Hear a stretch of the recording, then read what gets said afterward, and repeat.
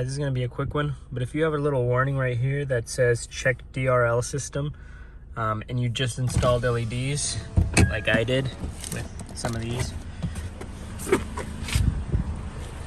I'll put the part number down below. You need to get this. It's I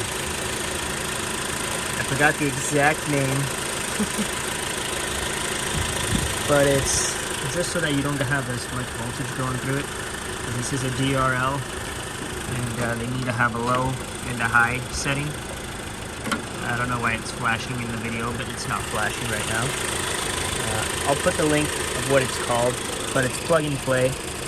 Just get them for your car. For the TSX, it's the 9005 kit, and like I said, I'll still put the link down below.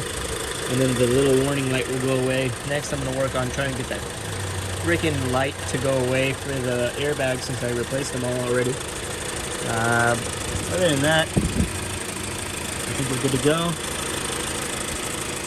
And have a good day, guys. Quick video.